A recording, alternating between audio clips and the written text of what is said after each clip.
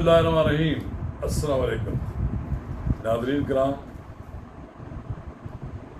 Peoples party और मुस्लिम league नून के दरमियान जो अज़ल से इख्तलाफ है वो तो ख़त्म नहीं हुआ। ये दरिया के दो किनारे हैं, साथ साथ भी चल सकते हैं लेकिन मिल नहीं सकते। लेकिन हालात में, वाक़यात ने, मजबूरियों ने दोनों को इकट्ठे हुकूमत बनाने पर दो बार मजबूर कर दिया।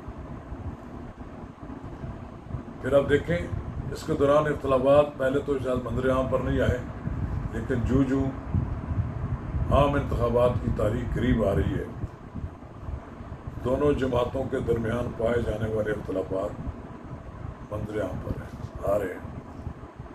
नाज़रीन किराम, कबल से कम आगे बढ़ें, आपसे सदा है कि मेरे YouTube चैनल नवाज़ रज़ा के साथ अगर आपने अब तक सब्सक्राइब नहीं किया तो इसे फौरी तौर पर सब्सक्राइब करें। हम बिल्कुल गैर जानबदाराना तबसरे आपको देंगे।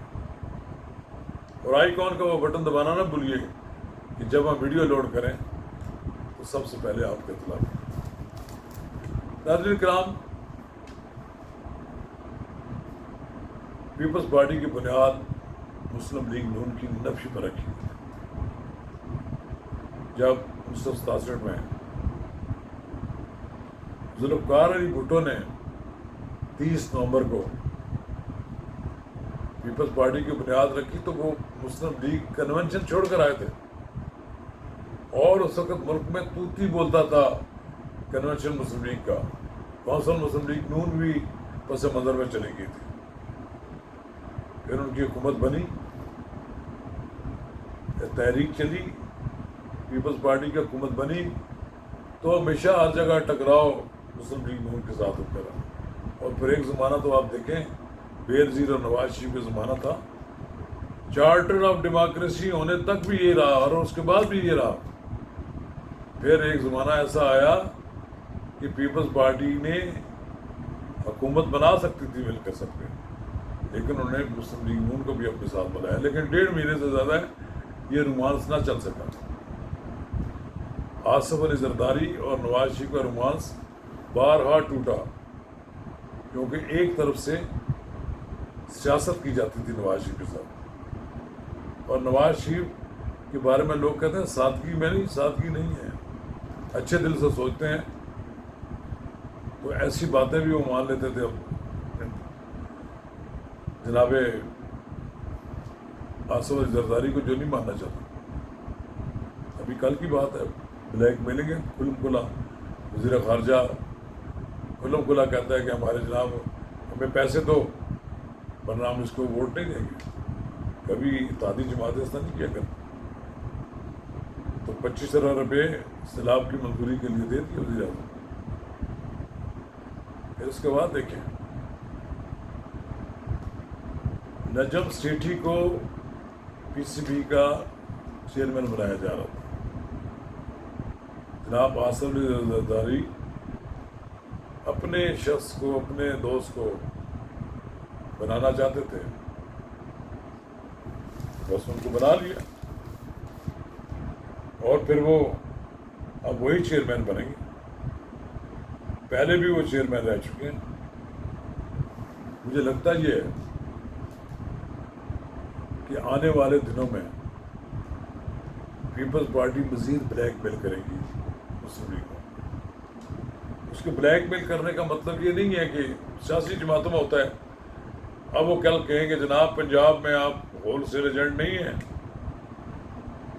हमने भी इमरान खान को गिराने में बड़ा किरदार अदा किया है, हमारी भी लोग यहाँ मौजूद हैं, उनके लिए पार्टी टिकट छोड़ दिया जाए, वो लड़ें, हम उन्हें पार्टी टिकट देंगे।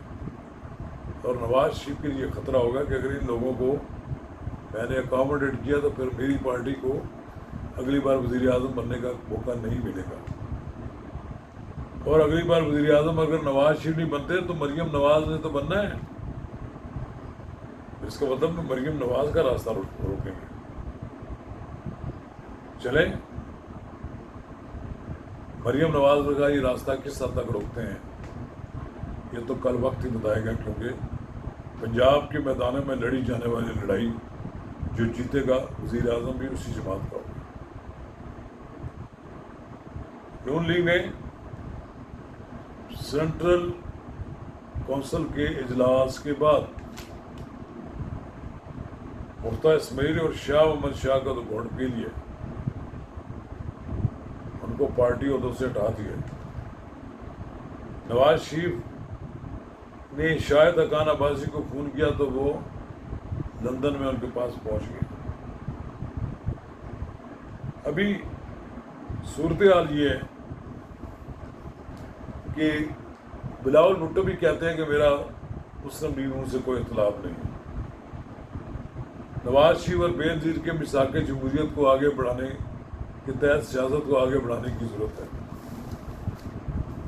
اگلا مقابلہ تو ہوگا مریم نواز کے درمیان اور بے نظیر اور بلاول بھٹو کی زرداری کے درمیان کہ کون وزیر اعظم بنے اور کس کس ٹیکس دیتا ہو۔ لیکن اگر نواز شریف اگست میں آ گئے یا سپٹمبر میں آ گئے اور ان کے خلاف تمام مقدمات نل اینڈ وائڈ ہو گئے تو پھر نواز شریف کو وزیر اعظم بننے سے کون روک سکتا ہے؟ جناب عمران خان تو کھڑے لائن لگ گئے ہیں، ان کی سیاست تو اب زمین بوس نہیں ہوئی بلکہ زیر زمین چلی گئی ہے۔ ان کی پارٹی کے لوگ اب ان کے ساتھ کھڑے ہونے کے لیے تیار نہیں ہیں۔ انہوں نے جو کارنامہ سر انجام دیا ہے، صدیوں کوئی سیاسی جماعت پر اس کے آفٹر افیکٹس سے بچ نہیں سکتی۔ انہوں نے پاکستان کی مسلح افواج کے خلاف بغاوت کی، انہوں نے پاکستان کی مسلح افواج کی بے توقیری کی، انہوں نے ایک جرنیل کے ساتھ دشمنی کو پوری فوج کے ساتھ دشمنی میں تبدیل کر دیا۔ اب بھگتے ہیں سزا، کیوں معافیاں مانگتے ہیں کہ ہمیں معاف کر دیں، اب ہم ٹھیک ہو جائیں گے؟